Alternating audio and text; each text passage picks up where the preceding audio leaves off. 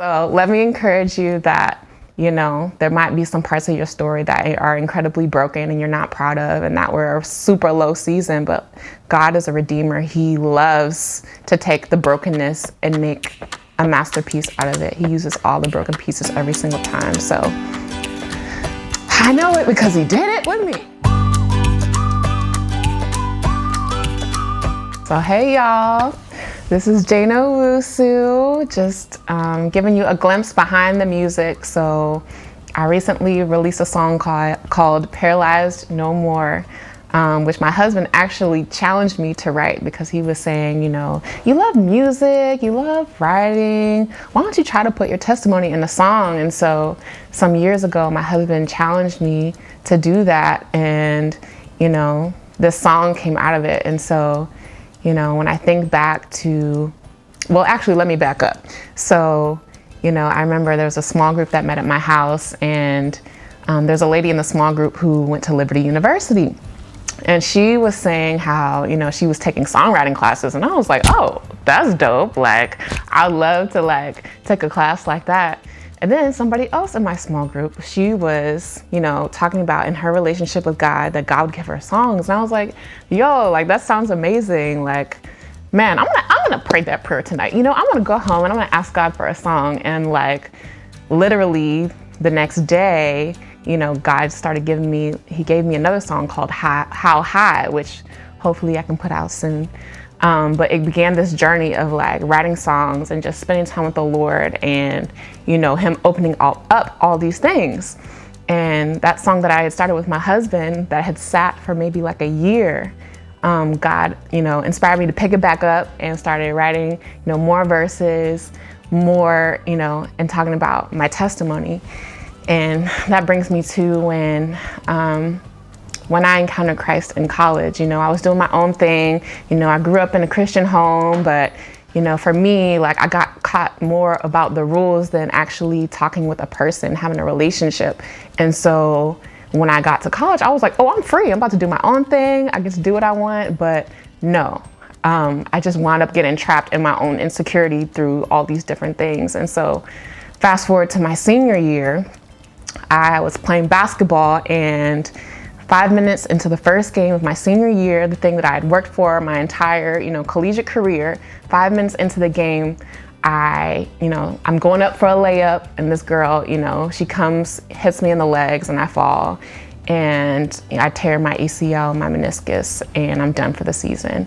And, as soon as I remember the trainer, I was sitting in the, our training room where we get ready before the game, and, everything stopped for me. I was wrecked. I was devastated. I was like, God, how could you allow this to happen to me?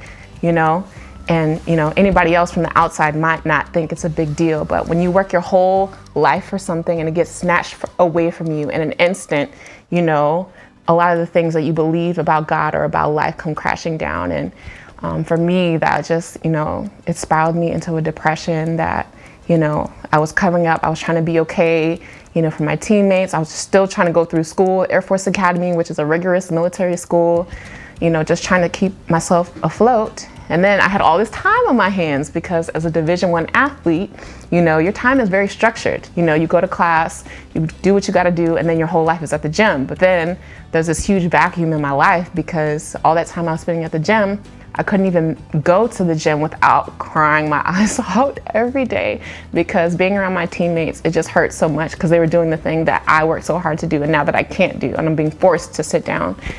And so that really, it just broke me, and I realized that my identity was in basketball and my accomplishments more than Christ. And, I know that now that God allowed it, but in the moment I was just really depressed, and I was doing everything. I was drinking and not thinking, all the things you can do to, cover up a pain in your heart. And so eventually I just got to a really broken place, and I remember just crying out to God in my room, just bawling, and I remember hearing the voice of the Lord say, I'm still here, that I'm loved, and that he saw the whole thing, and that he's holding me up. And that just snapped me out of, where I was, and helped me remember that God is with me and that he never left me. And, as much as, you know, I learned about the rules and everything else, I wasn't day to day paying attention to the voice of God in my life. And so from that day forward, you know, God just started putting, you know, strategic people in my way. Like one of my teammates was going to church, and then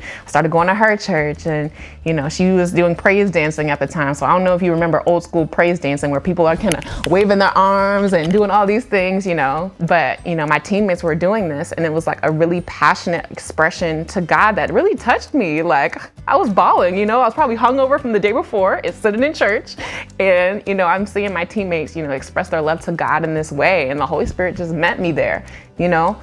And so this started this journey of going back to God. And so when I think about the song Paralyzed No More and thinking about my initial testimony with God, I think about how he rescued me out of that place, how I was stuck. Like I was in a holding pattern of trying to drown my feelings, you know, just feeling sorry for myself, watching life pass me by. And God, you know, he saw me, you know, right there on the side, and he said, girl, I'm here for you. I'm with you. I'll always be there for you, and I love you.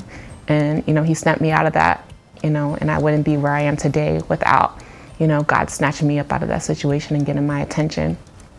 And so who knew that, you know, depression and a knee injury years later would turn into a song, you know, that, you know, God can use to encourage people. So if you get a chance, you can listen to the song. It's on all streaming platforms.